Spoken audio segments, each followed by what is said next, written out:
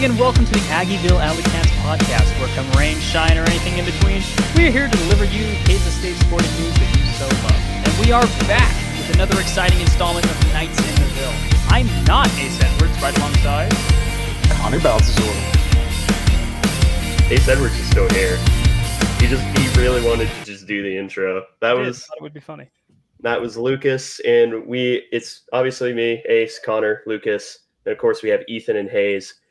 Aiden may be joining us. He was also known as the guy who had the numbers with the fascinating opinions about them. But, you know, we're back. It's been a minute since we did an episode of Nights in the Ville, but we're glad to have everyone here. Hopefully Aiden hops on in a little bit, such as now, for example. If Aiden hops on now, for example. Behold. What up? So, yeah, we're just going to be reactions to the AP poll. We're just going to start at start at the top, work our way down, and, you know, just kind of give our instant reactions, instant, quote unquote. But, you know, just give our reactions to the AP poll. And I think to the surprise of absolutely no one, number one team in the country with 46 first place votes was Georgia out of the SEC. And if there is absolutely anyone that is surprised by this information, other than Aiden swinging a bat at his webcam right quick, Speak up now. Speak up now so you can be rightfully ridiculed. I mean, what is there to say at this point about Georgia, other than that they need to slow down? Yeah. Well, yeah. Yeah, a lot of them need to slow down. Aiden is warming himself up here. It's very impressive. I'm going to be honest. This is our analysis of Georgia, by the way. Aiden is really good at swinging this baseball bat. Yeah, all the lacrosse training really helped out here. There you go. Exactly. It's really a shame that Kirby Smart is going to take us talking about how Georgia is just unanimous number one and like clip it and cut it up so that way it sounds like we're just talking just the most trash ever on it. And yeah. Unfortunately, we're going to be responsible for Vanderbilt getting bombed. No one believes in Georgia. It's sad. Little old Georgia. Does see this though. I want him to know that his son sucks in the Little League World Series. All right. All right. Yeah. So I guess the real question here is, does Georgia go undefeated, or, you know, what do you think their one loss is going to be? Because I don't think they lose more than one game. I don't think so either. Georgia Bulldogs 2024 schedule. Do you really want my hot take? I think a little bit. I mean, it's a precursor, but I think Bama's going to have a hell of a 2 weeks where they lose at a Wisconsin and then beat a Georgia the next week. Oh my God. So that's my hottest of hot takes. See, the weird thing is August. The weird thing is for me is I look at their schedule and they have some very interesting schedule quirks here. Like obviously they start the season against Georgia. They play Alabama in week 5, Texas in week 8, Ole Miss in week 11. I don't understand the Ole Miss hype. We'll get back to that later. Tennessee in week 12, but like honestly, that's it. I think they struggle with one of those games. Unfortunately, it's probably going to be Texas, but you know, we'll just have to see. I say unfortunately. Please don't hunt me down, Kirby. Yeah, you're going to be going down to Athens, Georgia, and you're just going to get rammed by a Georgia player going 130 and a 20. It's over. Oh, that's where you were going with that. I was going to say. Whoa. I need an adult. Hello? DeFreakus is back, baby. I mean, it's interesting because you compare Georgia with another team that I think has a very good chance of going undefeated in Ohio State, who sits at number 2. And Georgia does that. Georgia keeps it really with, you know, keeping the talent that they have and just basing off of it. And then Ohio State does this cool thing where they're playing like a 12-year-old who just opened Madden franchise mode for the first time. And it's like, ooh, I have cap space. And that's what they did. Yeah, neither team has to play hero ball. Yeah. Ohio State. Old news. Ohio State just turned all of everyone's star players to punter and traded for them if we're going franchise mode. Yeah. It feels like an NBA super team. Just it does a little bit in college football. We need like antitrust laws against Georgia. Just against Georgia. Specifically They're like- against Georgia. Yeah, can we get them like a they're like sidecar for Ohio State is like the Heatles if Mario Chalmers was the point guard and was just the facilitator. Yeah. All right, but speaking of number 2 was Ohio State. Ended up getting 15 first place votes, going up 8 spots from where they finished last year. And I get the Ohio State hype. There was a time where I was going to be watching Ohio State with great interest and perhaps even making them my one season Big Ten team, replacing Wisconsin. That will no longer be happening. But I mean, Ohio State at 2, that makes a lot of sense to me. I think I would have put Oregon there, who's number 3. I think I probably would have put Oregon at 2 because Oregon is quietly looking really nice. They are. They really look really good outside of a transfer safety that thought he was transferring to get a bag and actually play, and turns out all he got was a bag. But Who's that? Who? I don't know. Who? I don't know. I think he may have a burner somewhere, though. I don't know. We may be able to find him a Not burner. Peyton, if you're asking, not Peyton. Yeah, I don't really have a problem with 1 through 3 at all. Yeah. Oregon makes sense. I guess we'll finally find out if Dylan Gabriel is as good as Oklahoma fans said he would be. I was gonna say I'm excited to see how he plays. Yeah, he's such a big question mark for me because, like, I feel like his ceiling is like Heisman, but like his floor is like beaten and battered John Rice Plumlee from last. There's another Oregon quarterback I want to say from like 2014 or 2015. Do you guys remember the guy who transferred in from Montana State? Whatever his name was. I don't remember what his name was, but I know who you're talking. He's the floor, I think. Yeah, that sounds about right. I can't remember his name, so I think dual you're threat, accurate, made a lot of his money on PA boots. And then he got benched halfway through the season for Justin Herbert. Womp womp. There are worse things than being benched in favor of like number 10 overall or something like that. Oh, I found it. It's Vernon Adams. Vernon Adams? Yeah. Oh, no, it's the guy after Vernon Adams. Sorry. Oh, my goodness. Justin Vernon Herbert. Adams is from Washington. Well, technically, yes. Justin Herbert. I mean, week 7, Oregon, Ohio State is like game of the year, game of the decade. Love the team out west. Yeah, the team out west. That's what they've been calling themselves, yeah. We're the team out west, and everyone else in the Big Ten is like, you aren't from around Cool, here. man. That's crazy. That's awesome, man. Anyway, please stop talking. But we like Illinois more than you. Yeah. But number 4 is Texas. Now, this is, again, I understand Texas being here. However, I will never, ever root for Texas to be highly ranked in anything because they don't deserve anything nice.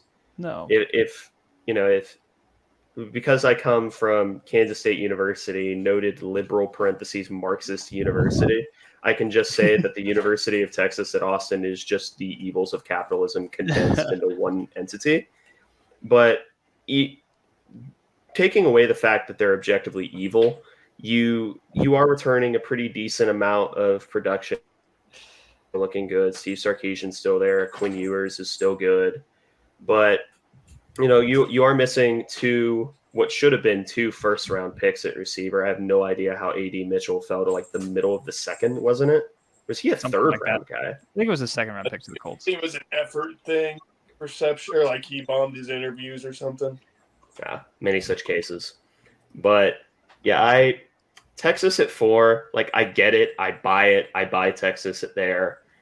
That's just not who I personally would have been here. I will say that is not the positioning that I take the most issue with of this entire poll. Is it the next one? No. Next one, okay. The big thing to follow right now, though, with Texas is that they had like 2 running backs in like the last week. Like, obliterate like their like ACLs or Achilles or something. Yeah, gone various leg ligaments, Baxter and Clark. So like they're I think they still have Jaden Blue, who I remember being like serviceable last year. Alfred's And boy. Texas always seems to have a stable of running backs of guys that are just built like mini fridges that move like just absurdly fast. So We I think found another one. they'll probably be fine, but it's something I guess to at least like watch because those were two projected, I think, heavy contributors for them. But I don't know how much that's going to slow them down because Sark is still Sark and he's really good at scheming offense when he's not in the red zone. So unfortunately good. Yeah, imagine trying to tackle a Jacksonine that runs 4.3. It's really tough. That was Jacksonine. What are you talking about? Yeah. Yeah, I guess Texas back? Question mark. Depends on your definition of back. He's unleashed. He's Lucas unleashed. is currently climbing. She really wants to be a part of this episode, but not in the vocal sense. Show cat visually. Does anyone else have really complicated Big 12 feelings towards Texas and OU? Like, because like just a small part of me wants them to win because maybe it makes it like validates the last few years of the Big 12. I have really complicated Big 8 feelings about OU. And to a degree, Mizzou and Nebraska and Colorado. I would rather OU do well than Texas. I agree with that. Because I never hated OU. I've always hated Texas because I think they're evil. Yeah. I mean, Texas kind of started off this whole like realignment stuff and have been setting off realignment since, the Southwest Conference. So they're kind of one of the like singular evils of college football. The funny Whereas thing OU is just a video about that, didn't you? I like did. The first round, yeah, okay. But I think the funniest thing about it is that Texas was always like, we want the Pac-12. We want to go to the Pac-10. Oh yeah, remember it was Texas and Texas A&M were going to leave for the Pac-12, right? Yeah, Texas and Oklahoma State, Texas Tech, and then A&M was kind of like, I mean, we will if you want us to, but we really want to go to the SEC. And then Colorado was like, ooh, boy, California, let's go. And they were like, come on, guys, we'll lead the way. And then Texas was like, I don't know about that. Like, we just got our own TV contracts. Yeah, we can kind of make enough money over here. We're good. The Longhorn Network. God. But number 5 in the AP poll, staying apparently exactly where they were last year, is Alabama with new head coach Kalen DeBoer. I think I'm going to pick Ethan to lead the conversation on Alabama here. No reason why. I just think I think Ethan should lead here. Well, I don't know how you're going to respond to this, but I think they're better than Texas probably, just because Sark took Penix, who was a running, or not Sark. DeBoer took Penix, who was a running quarterback, and taught him how to throw the ball fast, and turned it into an efficient offense. And they still have their good defensive pieces, not their best defensive piece in Downs, who is the Ohio State cheat code, like on defense. Shout out Caleb Downs, spurned Georgia twice to go to the other red teams. Cool, but I think Alabama could beat Georgia. Definitely could beat Texas. I think Alabama is there to stay. Hayes, you unmuted you. You got I feel a little differently. I mean, I still think Bama will be really good. I don't think there's a world in which they won't be like really good, but they're not going to be the same Bama this year. I don't think.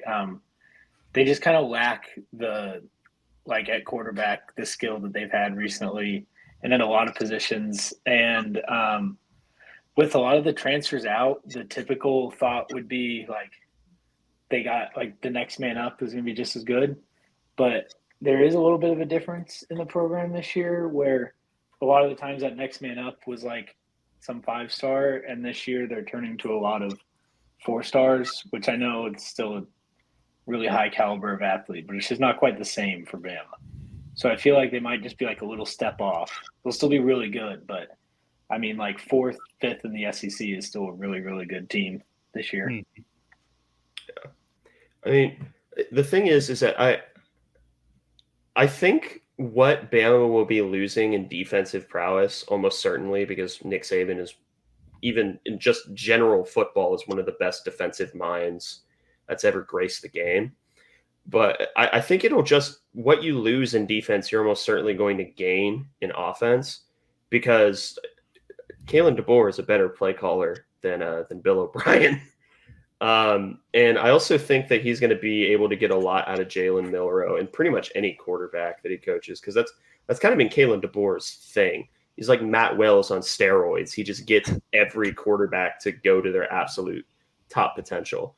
That being said, I am fascinated to see the Georgia-Alabama matchup this year, because I always think, top-tier offense versus top-tier defense, I always think those matchups are fascinating, which is why I was really excited for the Patriots-Falcons Super Bowl, and then Aiden was excited for it for a completely different reason. But I was not excited for a lot of that game. Patriots fan. But yeah, any other thoughts on Bama before we move up to it? I think kind of the surprise top 6 here.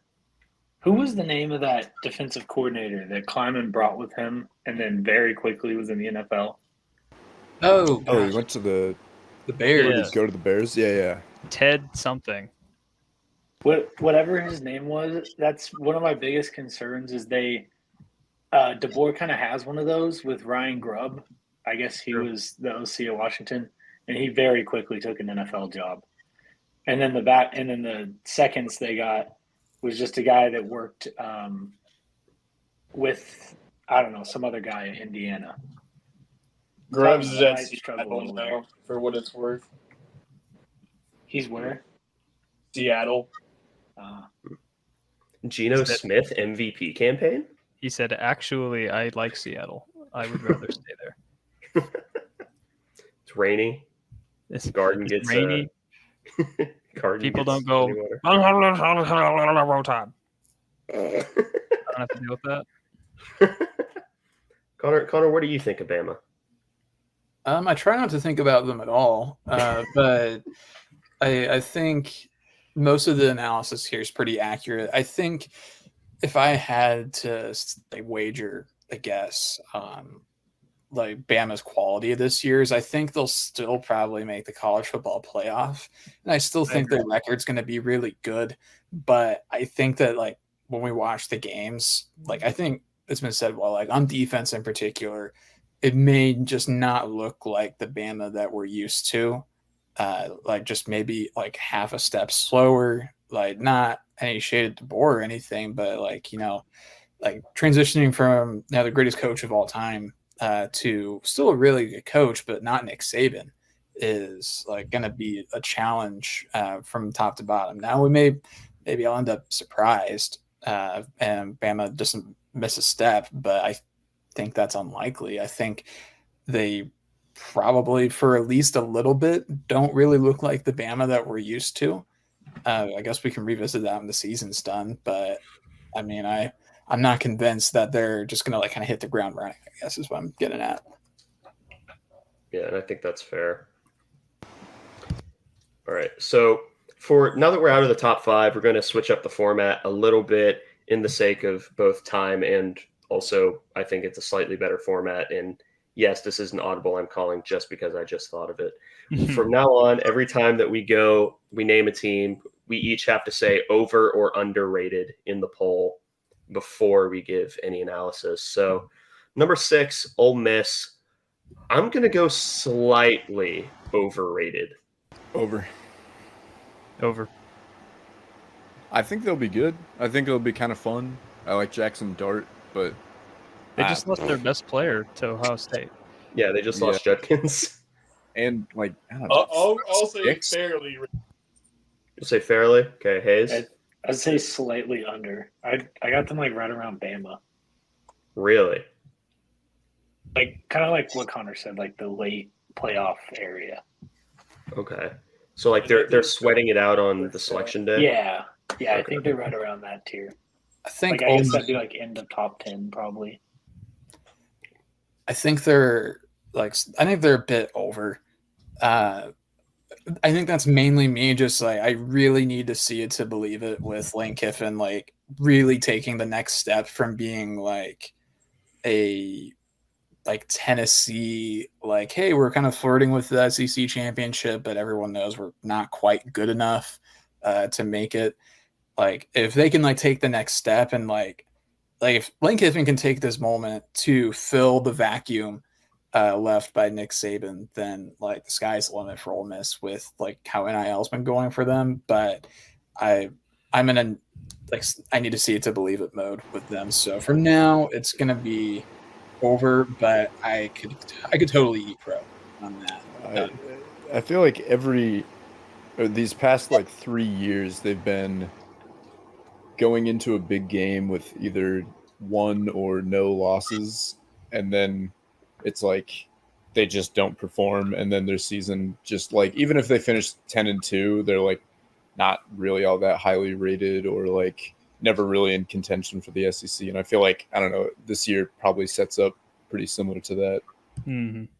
Yeah, and I agree. I think it's a pretty similar setup. So we just from now on, when we're ready to move on, we'll just give a quick thumbs up. So we good to move on to number 7. All right. Number 7, this is the one in the AP poll that I take the most issue with. I really like that, Aiden. This is the one I take the most issue with. Notre Dame, number 7. Massively overrated. Massive, like disgustingly overrated. I mean, at this point, like, we expect it, right? Well, it's not just because we expect it and doesn't we're mean it's like wrong. Yeah, doesn't mean it's like not disappointing. This is even higher than I would have expected, though. You have the baked-in overratedness, but I wasn't expecting 7. Yeah, this is crazy. Off the top of your head, this is a thought experiment. Who is the best player on Notre Dame's roster right now? Their tackle who got injured. He's still their best player. He's injured. Riley Leonard. Well, yeah. I was gonna say him, and then I was like, surely not. I think it is. Name another player on their team. I can't. They have a corner, right? Maybe. I think they have a few. They might. They have a defensive lineman named Bryce Young, so they have that going for them. Oh, they're winning. I'm sorry. 1-1. It's over. 258 freshman. Like, so he must be good because his name's Bryce Young, and he's also from Charlotte, North Carolina. So, coincidence? Welcome back, Bryce Young. Bro had his NFL career die in 1 year. It was time. Yeah, and also grew like Bryce Young, Tennessee. Ooh. Nah. We got the overrated bowl week 1. The overrated bowl. Ooh, who they play? Yeah, Texas A&M. Oh, that's gonna. So many people in the state of New York are gonna be tuning into that game. Unfortunately, Subway alumni are gonna be nuts. So many people who have never attempted either school. They don't play another halfway. Yeah, they haven't attempted at either of them. They don't play another even like halfway difficult game until like week 10. So and they're still going to it's lose gonna one. Be another year of that stuff. They'll drop one. Yeah, I think Notre Dame should be considered G5, like depending on their schedule. It's like some years they're a power school, and other years they're a G5 school. Yeah. Notre Dame is just UConn. Ethan, you were going to say something? No, but like Notre Dame has one good corner, like one like All-American corner, and then a tackle he's out for the year. So like, holy heck! And Riley Leonard, jeez, I can't talk about Riley Leonard with a straight face, man. Like me when I do slightly above average at Duke, and that means I'm the second coming of Jesus Christ. Hey, they have 1.0. They have touchdown Jesus. Yeah, put some respect on his name. I mean, he beat a really okay Clemson team. That's true. He beat an aggressively okay Clemson team. He couldn't get his assignment turned in beforehand, though. Like. All right, we good? Yeah. All right. This one is number 8, Penn State, which under normal circumstances, I would say they're overrated. But I think that with Andy Kotelnicki, if James Franklin is able to un-James Franklin himself and take at least maybe 2 steps back from the offense, I'm not even saying that he has to be completely hands-off, but if he takes 2 steps back from the offense, Andy Kotelnicki will make this rating correct. I would say slightly underrated. Slightly. So like I would maybe move them up 1 spot. They picked a really unfortunate time to have Oregon enter the conference. Yes, they did. Because on the outset, it feels to me like even with Michigan there, like if Oregon wasn't there, I think they would probably be the second best team in the conference. And then Oregon shows up, and it's like really unfortunate. But yeah, I think that they're overrated still, and I think it's exclusively because of Drew Aller. I'm completely unconvinced that Andy Kotelnicki, despite all of his wizardry with the offense at KU, I don't think that there's a spell in his playbook that can make Drew Aller a functioning top flight quarterback. I think he could be a little bit more efficient, but I think until they go out and get another quarterback in the portal, it's just going to be like really like rigid, like just not very flowing offense for them. But Jason Bean better than Drew Aller? Yes, real 100%. Like I guess the one thing Aller has going for him is he doesn't turn the ball over a lot, which is kind of crazy. He only threw 2 picks last year, but it doesn't really matter if you suck. So I'm not really sure what to make of it. I mean, like, again, Kotelnicki's great, so like maybe they'll find a way around it, like just running the Wildcat every single play. But hey, it almost worked against us. That's true. Yeah. That's true. Then they ran out of trick plays, and then all of a sudden it stopped working, which is interesting time. So we have 2 overrateds, 1 underrated. How fare the Ethan, Aiden, and Hayes? Slightly over. I think Kotelnicki might figure something out with his running backs. He has a couple former 5-stars, so maybe they can save the offense a little bit, but they're not going to be that great. Still a little overrated. This feels classic Penn State, kind of fringe top 10. Good, not excellent. I don't know. I think it's about what they are. Yeah, I agree with it sucks to be in a conference with Oregon right now. I kind of think it's like the opposite of Alabama's situation with a new play caller coach type situation. I think as Alabama will slowly fade because the talent's still there, I think it'll take a while for Penn State to integrate like Andy's, I'm just going to call him Andy's systems and stuff. I think the running backs will be good, like mentioned, but I think it'll take some time.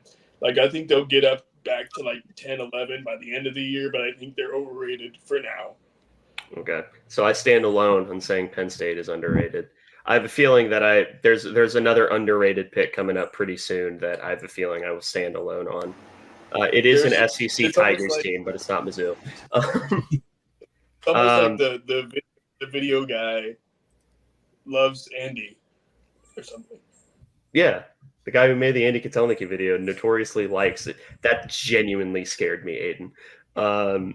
But it's just Luke Skywalker. Yeah, Luke Skywalker jump scare. Number 9 is Michigan, down 8 rankings from number 1. That's about right. They're just kind of a wild card. I think they're going to be really good with Sharon Moore, but I don't think that they can right now. I don't think they even lay claim to like the second best team in the Big Ten. No. Yeah, I think they're getting some. They were really good last year in the Fitness Bowl. Yeah, reload. There's no way they live up to that. I think they finish 15 to 25th at best. I really don't see them finishing inside the top 15. So I guess that makes them overrated.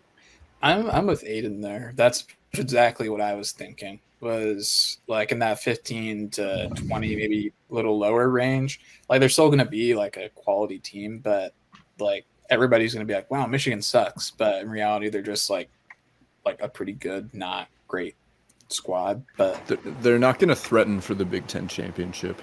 Yeah, they'll probably get steamrolled in the game. I don't think they'll stand a shot against Ohio State, but we'll see. There's like 7 teams in the Big Ten that you would categorize as thinking they'd finish like right around 20 to 25. Mm-hmm. And so Michigan could really easily go from like 4th to 9th in the Big Ten really, really fast for any of those teams. Yeah. Ethan, what say you? If Michigan makes the playoff, like as the 4th Big Ten team this year, that will mean like all heck has broken loose for the Big 12 and like ACC, because if I'm in the if I'm in the other 2 Power 4 conferences, I don't want to see Michigan in the playoff. So overrated. Yeah. 10 and 11. I have the exact same opinion for both 10 and 11, which is Florida State and Missouri.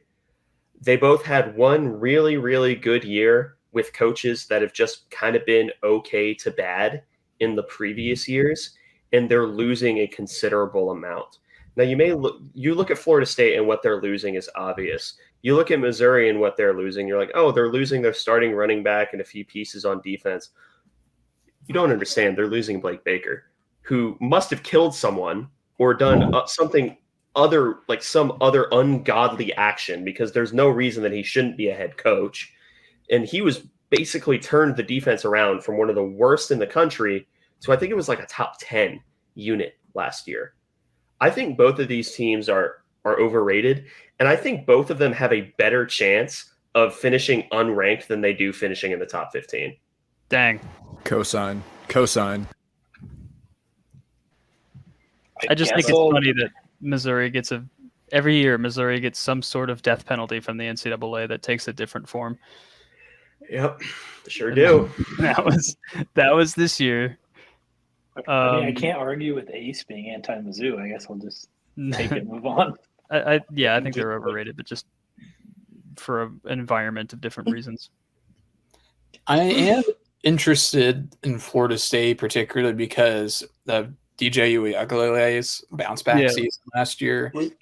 So I think that Florida State, I think 10 might be like their ceiling this season, but like I don't think that they finish that high. I still think they'll be a solid team. Like I don't think they're ever going to be getting like just obliterated with Uiagalelei. But no, the Mizzou. Other than Blake Baker leaving, I didn't really know much about them other than like Blake Baker left, and I think Luther Burden's still there. So if he is, Ace, if you're low on Mizzou, then I will also be low on Mizzou. So Blake Baker is at another SEC Tiger school. Yeah, and we'll talk about that in a minute. Believe me, we'll talk about that. And they have some freaks down there, but I like Florida State, but I don't think DJU is going to be the starter. I think for a team that had to play multiple quarterbacks, they're going to choose to play multiple quarterbacks this year, and DJU is getting benched by like week 5. Kelly Bryant type beat. Oh my! Oh, that's Kelly a Bryant. name I haven't heard in some time. Former Mizzou quarterback Kelly Bryant, by the way. Hell yeah. SEC legend Kelly Bryant. I am afraid. Oh, sorry, Ace, go ahead. No, you're good. I was just asking if anyone else had anything to say before we moved on. I am afraid that Luther Burden might be like CeeDee Lamb levels of please watch this guy in college before he becomes like a household name. So yeah, I'll just try to be watching Luther Burden highlights. Yeah, it's really, really fun watching him when A, you're not the team going up against him, and B, you're a Mizzou fan. And this is coming from the guy who said for 2 years that he wasn't even a real receiver yet, and he was doing the teams. He's a real receiver now. He became a real receiver like halfway through last season. It's terrifying. What are your thoughts on Mookie Cooper, Ace? He's fine. He's a good second, third receiver. I mean, he has a really good name because you can do the Coop thing. Mookie Cooper, you know. I mean, he's probably not even going to be wide receiver 2. It's probably Theo Weiss. He still has eligibility. I believe so. 30? I was gonna say, how old is that dude? Jeez. He was in Rattler's class, wasn't he? Was he? Yeah. Oh, Because he played against us in 2020. yeah, he did. Old man. Good job, man. Good job. Do what Sebastian Taylor did. Damn. But number 12, Utah. I don't have a problem with that. I think that's fair. Until proven Seems like otherwise. Utah. Yeah. Yeah, they've gotten so much hype. I guess I shouldn't say so much, but they're among the teams who are thought to win the Big 12. So I feel like that's a pretty reasonable spot to put them. So I don't have any issue with it. Yeah. Be all good? Yeah, I think they're pretty fairly rated. They're going to be pretty good. All right. Sorry to breeze by Utah, but Utah wanted to breeze by the Big 12 until we threw them a lifeboat. So, Dang. Unfortunately, we didn't have enough bad things to say about them. No, we're a stepping stone. Sorry, they're going to the Big Ten. I think this is Whittingham's last year, though. He's talking a lot like Chip Kelly did last year. So, Ooh, that's a good call. yeah, plus he already named the head coach in waiting. Yeah. True. Morgan Scally. It's kind of interesting. That doesn't happen as much as I feel like it's like the people always bring up like so and so's head coach in waiting, but I feel like it's not really made like that official very often. Like because if it is, and then they take another job somewhere else, then It gets real awkward. Sean you got to be like, Snyder. really sure like on your succession plan because it just that'd just be hilarious if like anything else happens. But And that's why Sean Snyder's our head coach today. All right. Number 13 is LSU. Now, I'm just going to drop probably the hottest take that I've had in the history of doing the show. Georgia's not going to finish with the best defense in the SEC. That will be LSU. So I think they're underrated. Discuss. Blake Baker with talent. I mean, MU still had a lot of defensive talent. Oh yeah, because but for some LSU reason- talent. Yeah, like LSU talent with Brian Kelly, who killed a kid. Don't forget that. Scissor lift. That. Yeah, I think LSU finishes with the best defense in the SEC, and I still think that they somehow finish like 10-2. I was gonna say, who's their quarterback? It's that big, tall, white guy, right? Nussmeier. Nussmeier. Famous Texas Bowl starting quarterback Garrett Nussmeier. Whatever happened to Walker Howard? Is he still there? He's Ole Miss, I right? think. Ole Miss. Yeah, because I was looking at their roster earlier and I was like, "What does Walker Howard do? Like, when did that happen?" So I he kinda transferred from LSU. Oh. Year, I think. He's been there. All right, so everyone over underrated. slight under, I think, for me. I'd say about fair. Their offense is going to be weird because it feels like good pieces, but in the wrong. Like they're just not fitting. Like they have a okay to good quarterback, and like really good receivers and a really good offensive line, but not a very good running back. So like nothing really complements each other. So the offense could like excel and everything mesh, but it might not. Yeah, I think I can't spell schedule. That's what I think. They'll probably be like in the top 10 a lot this year, but I think they'll probably finish around where they're rated. So I don't know if that necessarily makes them under or overrated, but I feel like that's they'll just saying it's fair. Yeah, it's fair, but in a like roundabout way. I feel like they'll move up the ladder quite a bit and then, crash. They have a game with Alabama at the end of the season. Oh yeah, is that a home or away? Alabama and Ole Miss. Those are the only teams that they play that are ranked higher than them preseason. Or Oklahoma is higher than them, but still. I think underrated. Like if they were at 7 and Notre Dame was at 13, I wouldn't bat an eye. So for that reason, I'm saying underrated. And King Harold Perkins, he's still there, right? Like the defensive freak guy. I think. Yeah, he's going to be like the new Dallas Turner of the SEC. So if you have someone like Dallas, I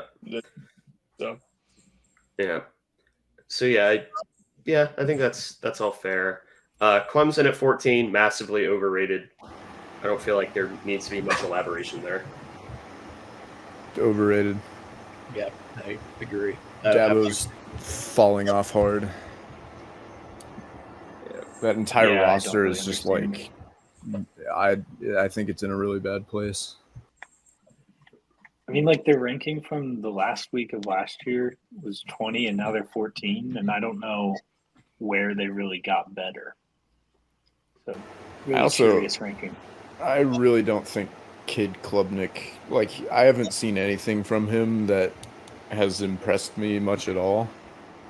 I think he's fine. He's not like a bad quarterback, but I haven't seen anything from him that's like, yeah, that guy has what it takes. Yeah, I mean, Will Shipley was like their workhorse. Rode him instead of Klubnik. Yeah. Ethan? They're going to rely a lot on freshman wide receivers, and for that reason, I don't think they're going to come out of the gates very hot. So to start, I think they're overrated. I think they'll finish around like 19, maybe like 23rd, but like relying on freshman wide receivers isn't that good, but that's a choice. They don't go portal dipping, Because Dabo thinks the portal's a devil or something.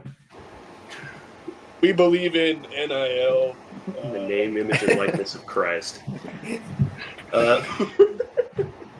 But 15, Tennessee, fine. Nothing to say. Yeah.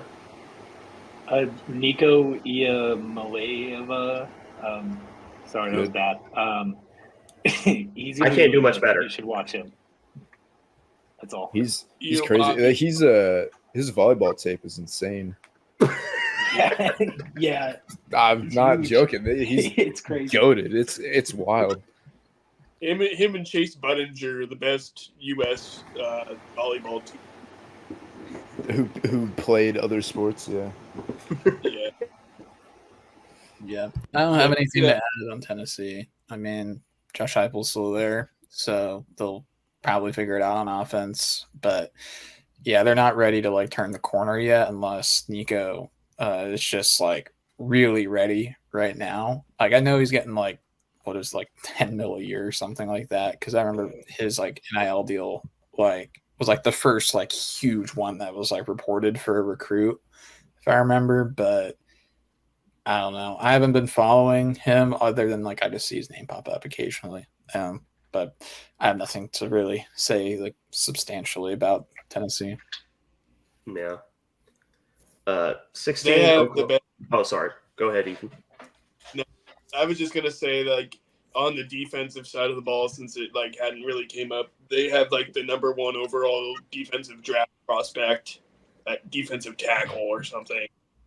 So like James Pierce, I think. Out on the defensive line, but I don't know what their stats are be like. So I don't know. Fine. Yeah. 16, Oklahoma, overrated. Because weren't they like a 9-3 team last year? Yeah. I don't think they were particularly scary 9-3 either. Yeah, like I don't think Jackson Arnold is going to be a substantial step up from Dylan Gabriel, and I still think that they're going to have. What's up? He's a step down. He's a turnover machine. Yeah. I was trying to be diplomatic. Fun back-to-back with Avery Johnson and Jackson Arnold showing their progress difference there at the end of the year. Oh yeah. I think they'll end up being a perfectly okay like they'll settle into the middle of the pack of the SEC, and I've never had an issue with Oklahoma, which is I think very rare as a K-State fan, but I've never really had any disdain for them, except for Spencer Rattler, because I watched the documentary and my God. But yeah, the one quarterback you lost to, you're gonna umbrage with. I get it. Yeah, no. That's not why he's a dick. But he was a dick when he was 16. He's still well. Actually, no. He calmed down a lot. I'm a big Rattler guy. You're a big Rattler. Oh boy. Yeah. But I think 16 is starter. Oh, because what's his face? Derek Carr is getting shipped off to Minnesota after the JJ McCarthy injury. Anyway. Yep, Spencer Rattler starter. Book it. Anyway, Oklahoma over underrated. I'm gonna say over, but something interesting is that I completely forgot about until I was their roster is that they actually brought in a quarterback in the transfer portal, and that is one Casey Thompson of Texas, Nebraska, and FAU fame. No shot. So he is on that roster. So what a pull. SMU is next, I guess. So for what it's worth, last year at FAU, he threw 5 touchdowns and 5 picks. So Jameis great. Winston type season. 1/6 of Jameis Winston. So yeah. So I guess if Jackson Arnold doesn't work out, they have another quarterback that isn't going to work out that they can try for a couple of weeks as well. But shipped out General Booty for Casey Thompson, who is Major Booty.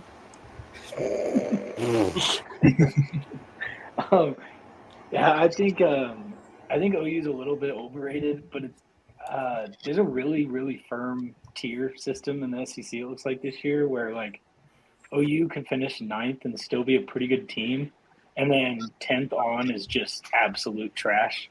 Like it goes from OU to Kentucky, and so I think OU could be pretty good, but they're just going to be worse than a lot of other SEC teams, and it's going to be hard to hold such a high rank. Unfortunately, the SEC is pretty good this year.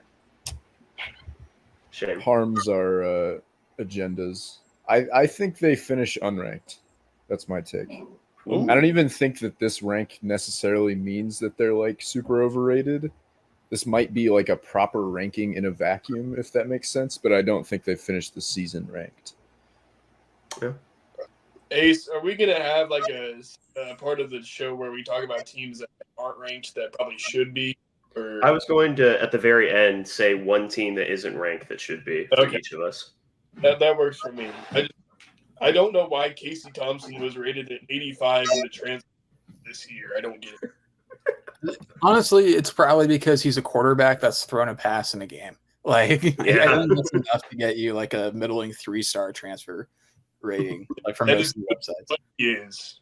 Like Rubley, I think was like around that when he transferred. Like, so he threw like 2 passes. Yeah, like one of them I think was a really bad pick at TC. It was. The other one was a little out route to Eric Pizarro. Yeah, goated. So, are we saying that Rubley was a speed out merchant, because that seems like propaganda? Bro wasn't any kind of merchant, because he didn't sell anything because he was ass. He had no wares. He was a junior year of high school merchant. Rubley had no wares. Merchant. I was so excited about Jake Rubley. I feel bad. Everybody was. But boy, oh boy. Especially ESPN, they rated him super high. But... That's true. He was like a middling 3-star on every other recruiting service, and then ESPN was like, he's almost a 5-star, guys. Like, let's be real here. Too casual and bought into it. Oh, I was super bought in. I was like, this is the quarterback of the future. Womp womp. But number 17, Oklahoma State. Yep. That's about right. If I had to say over under, I'd say slightly under. But I think that's about right. Yeah. If I had any belief in Alan Bowman to be like consistently good, then I would firmly say underrated, but he's volatile at his best of times. So, except for when he's facing K-State, apparently. But I do think that Oklahoma State probably finishes a little bit higher than that, maybe around like 15, 14. But all Oklahoma State fans right now are probably just happy with Ollie Gordon that ended up being like a worse injury. Because I think there was concern, there was rumors floating around about a torn ACL, and I think it's just like a little strain or something. It's just a DUI. Yeah. Oh yeah, and also that. I completely forgot about that. So Mike Gundy says, "I've probably done that hundreds of times." Who amongst See, us? but like the thing about Ollie Gordon is he filmed a video with their university president announcing he came back. So you can't tell me that he's not tight with her. All right. So they're like pulling some strings out there, you know. Like it just goes to show if you're an athlete, get to know your university president on a personal level. All right. So like that's all I'm saying on the matter. we've seen the opposite here at K-State. So there's precedent for this. I think that's good advice. Stillwater PD is in the pockets of Big Poke. Big. He was in Norman. Big what? He's in Norman? He was in Norman. Well, It surprised me that nobody I was really I was gonna say that would be after. Like if I was Oklahoma State PR, I would have been peddling. Yeah, he was in Norman, Oklahoma. Rumors The are that article Ollie said, Gordon was like- stone cold sober. The article said like just south of Oklahoma City, like near I-35, and I'm like, that's Norman. That's Norman. that is just Norman. The small hamlet of Norman, Oklahoma. He was gonna be their mascot. It was just a prank, you guys. K-State 18. I think they'll finish higher, but you can't really project them to do, like, from an outsider's perspective, you can't project much higher than, like, if they would have been higher than 15, I would have said that, like, as a preseason ranking, that'd probably be overrated. But I think 18 is fair for where they are. This is almost exactly what I was hoping we would be ranked. I should say expected us to be ranked. I was thinking somewhere between 15, 20, which I felt like was modest enough to predict without sounding like so arrogant as to think we're going to go set like 11-1 or something. But 18, I think, is like a pretty reasonable starting point for the Cats this year. That I, for once, don't have to be angry about like our ranking or lack thereof or something. This is where we live on the polls. Like, I would love to see how many weeks we've spent ranked in the 2000s and like what percentage of being ranked has been between 15 and 20. I feel like we just bounce around there. Especially in the Kleiman era. It feels like a lot of times we jump, like we get a huge win and jump the 20 through 25 and get straight into the high teens, that 15 to 19 range. Like we had like a curse or a hex set for us to not get past like 15 for the longest time until 22, I think it was. After that Baylor game, I think we broke. Or whatever. We're just this decade in Wisconsin, pretty much. Like, we're going to get up to 15, 8 every odd year. And now we have a generational quarterback, so let's see if we can make a run at a serious bowl, you know. Not that the Pop-Tarts Bowl isn't serious. That is the most serious. We're winning the Natty season. And I don't know if I would call him a generational quarterback because he changed his number from 21 to 7. No. Anyway. I do think that you guys, we're going to hear at some point Twitter tell us that Avery, I don't know if a defense merchant is a thing, but you know what I mean. Defense merchant? Tom Brady? Because I think the defense is like flying way under the radar, and they're going to be extremely, extremely good. And it's just kind of a funny note. This preview magazine that I bought that I'm trying to read through to be not too casual has a pretty important part in K-State's about Snowmageddon and how it entirely ruined our defensive metrics, especially in rushing. So it's like basically unusable. So if you hear bad stats about like yards per whatever last year, just ignore it. Fake stats, fake game. Yeah, Man, that game AI actually has didn't progressed a crazy amount. It's crazy. Yeah, they deep faked the K-State game. That was crazy. I have such a strange relationship with that game because I think like remove the actual game on the field. Like it's one of my favorite experiences I've ever had at a K-State game. It was almost, yeah, I was gonna say it was almost my favorite K-State game of all time. And instead I don't ever want to think about it again. Except for Hayes screaming just monosyllabic words every time one of those 8 plays happened. Ugh. That was and sticking to the bleachers because someone spilled hot chocolate and I couldn't move my feet because they're like was that game or that must have happened multiple times because I wasn't at the Iowa State game, but that happened to us multiple because we sat down. You're right. Yeah. No, that was the one. No, I was wearing shorts for the hot chocolate game because I stood up and my the back of my thighs was just like it's like oh no, that was a different game. Man, I was in it. I was on the other side of the world for that game, so I missed it. But I'm glad I missed it. It was such a fun experience, and it was the worst game ever to watch. It was still just like I legitimately believe that if you had just put 2 frat guys at safety, we could probably win that game. And I'm not really joking. So it's just I mean, Max Marsh was still on the roster at that point, so I swear to God, if you just put him in, it's like we were overrunning everything. It's like if you just put a guy who's oh, that guy has the ball, I'll kind of go after him. We just needed 3 tackles across that entire game. If Will Lee tries, that's it. We probably win by a field goal or something, but alas. Felt like 60 minutes of that, and Gronk doesn't have the angle clip. Oh, yeah. But we won the Super Bowl that year, thank God. All right, 19 and 20 are the same team. Sorry, Ethan, you were going to say? I was just going to do a Max Marsh story. I love Max Marsh. He's not listening to this, project with him. So, big dog Mac.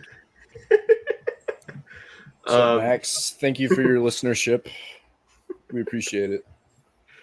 19 and 20 are the same team. It's Miami and Texas A&M. They're both here because, really good recruiting class. They're both massively overrated. Neither of them will finish ranked. They might learn how to take a knee, though. You never know. I think Miami might kind of be back. I don't think so. No, I'm on the Miami's back train. They got Cam Ward. They have their trenches. Second year of Francis Maui Goa. Ruben Bain on the defensive side. They're back. The secondary is always going to be a question, but the trenches are there for Miami, and the wide receivers are there. Their running backs haven't been injured yet. Knock on wood for them, I guess, or don't. I don't care. But I think they're back. This man knows South Beach football. Yeah, I mean, they had 5 O-line starters get all ACC, and the 2 they lost was the center and guard, the more replaceable positions, one would say. So the line should be really, really good. And Damian Martinez running the ball behind him, I think they might be really good. I hate Mario Cristobal, but to be back, they need desperately to move out of Hard Rock. Is the worst. Absolutely. They need to move ASAP. Yeah, I kind of agree with that. I always thought that it was a hot take, but no, I completely agree with you guys. I really do not like Hard Rock for Miami U. But no, I like him more. I like Damian Martinez. If Mario Cristobal wasn't their coach, I wouldn't have any issue saying this is a fair rating. But unfortunately, Mario Cristobal is their coach, so this could be a fair rating. They also might lose every game they play. So, but I do think that they're, for the first time in a while, it feels like there are players on this Miami team that I genuinely do like. That's Cam Ward. I like Cam Ward. like Damian Martinez. So it's a shame that their coach is so unpredictable, because if you could see the future, you could call him Mario Crystal Ball. Anyway. But they also picked up one of the Tennessee linebackers from last year, like they're Tennessee's top tackler on defense. So Harry. they're like a budget, like unlimited budget, but like they would be the portal destination if Ohio State existed. So like they're the like budgeted Ohio State. Okay. For the last five, Texas A&M is the exact same school. For the last five, just say over, underrated, and single sentence, and then we'll get out of here with a team that isn't ranked but should be. I'll go first. Actually, no, we'll just do it in the order of I'll say the school, give my thoughts, then we'll go Connor, Ethan, Aiden, and Hayes. We lost Lucas a long time ago, but Arizona, overrated. I don't think that they'll be bad, but I also think that despite the fact that Noah Fafita is there, they're just going to be aggressively okay. Yeah, I'm rolling overrated here as well, despite their offensive talent. Like, bring in a new head coach, which was an unexpected hire as well, getting up Brennan from San Jose. I think they're just going to take a step back, even though they do have like Noah Fafita and Tat McMillan. They do legitimately frighten me. Yeah, I think they'd be like a top 15 team if they had Fish still, but overrated with the new coach. Overrated. Lost their coach. Yeah, I think they're probably a little overrated, but they're going to creep back up in the rankings.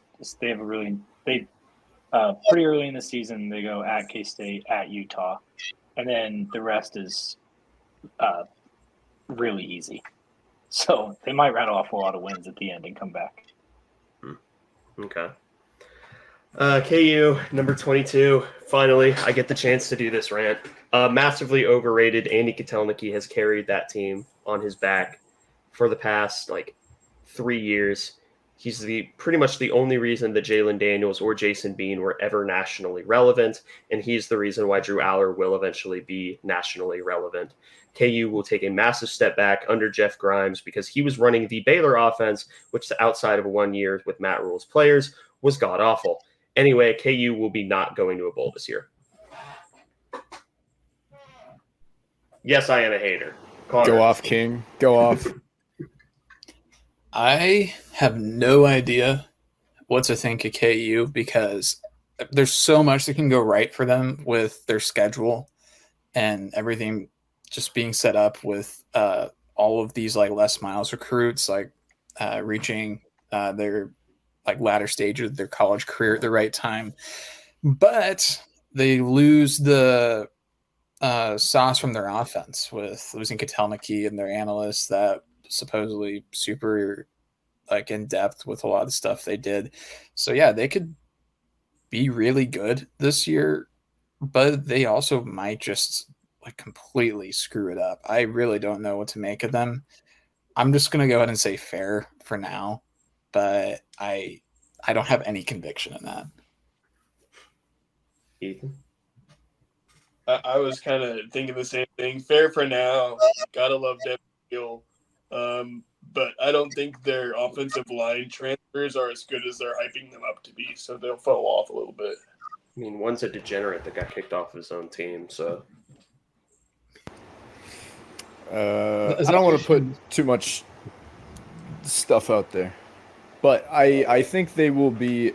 It's kind of like last year, but a little bit worse. I think they'll be the most inconsequential 8-5 team of all time, where it's I don't know, kind of cool that they're fine now, but I don't think it'll be anything special. They kind of have the Walmart Ohio State going on. They have a lot of good fantasy players, and if you could say that for the defense too, more flashier positions like Kobe and Mel Dotson, whatever. But the rest of them might struggle. So this will probably be about fair. at the end of the rankings. 23 USC. They're going to be going Big Ten. This is an overrating, and I don't feel like I'm going to get much pushback on that. Am I getting any pushback on that? Won't finish ranked. Yeah. I like their quarterback, but they're overrated. I like Jacoby Lane. I wish he was at K-State, but Yep. Yeah. Yeah. Jacoby Lane Twitter, and I thought he was ours. It's unfortunate about it. He will be ours, inshallah. The rest of the team is going to have to get a lot better to offset the difference between Caleb Williams and Miller Moss. Inshallah. You see that happening. 24, 25. NC State, Iowa. I don't care. That's fine. Yep. NC State, I think, might be a bit underrated. I don't know why Iowa's here. Yeah, I don't know either, but they're always going to be here. I mean, we've all seen the alleged stat line from Cade McNamara's scrimmage against the starting defense for Iowa, 8 of 24 with a pick 6, I think. So For 40. like same old, I guess. Which I say same old. They used to be totally competent on offense until the last 4 years. Just something was in the water, I guess. But yep, I don't know. Iowa, whatever. Not a McNamara truther, but I do think Deacon Hill was uniquely bad. Okay. He was I thought I was going in a different direction. Wow, no, he was awful. And looking him up, finding out that we actually recruited him for a little bit scared the absolute bejesus out of me. That was like, boy, what am I reading right now? I think NC State is underrated with they got the Coastal Carolina quarterback coming in. He could be good for at least a few wins, and I think if Iowa benches McNamara through freshman, they could be good. But their punter left, so they're not in field position anymore.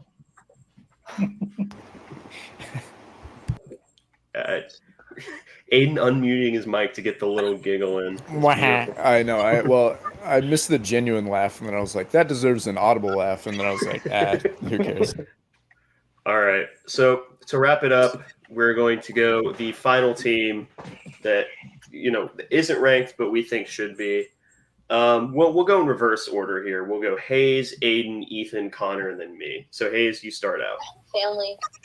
I don't think it's like an injustice that Wisconsin wasn't ranked, but I think that by the end of the season, they will be, and by a healthy margin. Lucas back, but we'll talk to Lucas in a minute.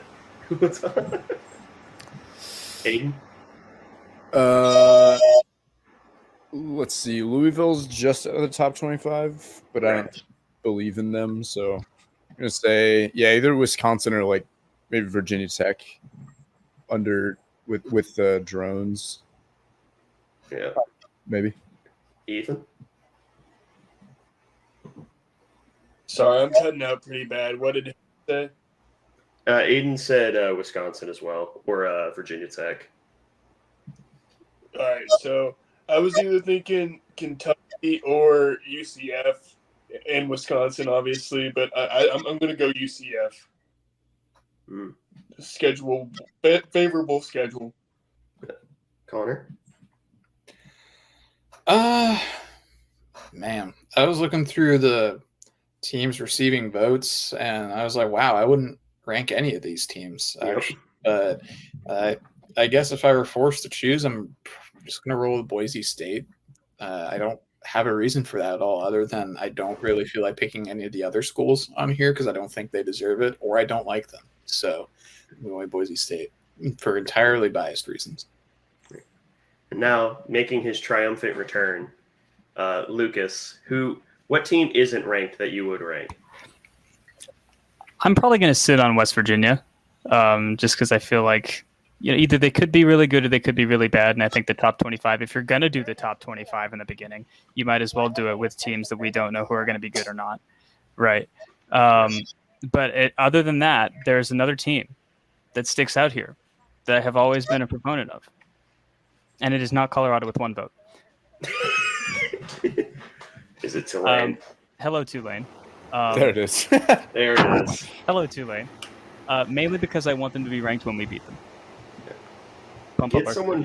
Get someone who loves you as much as Lucas loves Tulane. I would die for Tulane, and I have never met them before. I'm about to this year, but did you go to that game? No.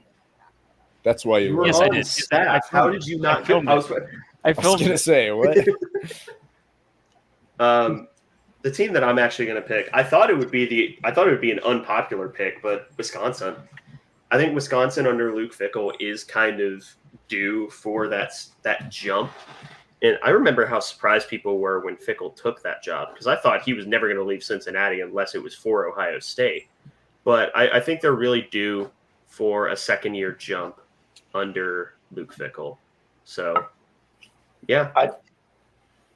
They probably deserve to be mentioned. I think Liberty is the favorite for the G5 auto bid in the playoff.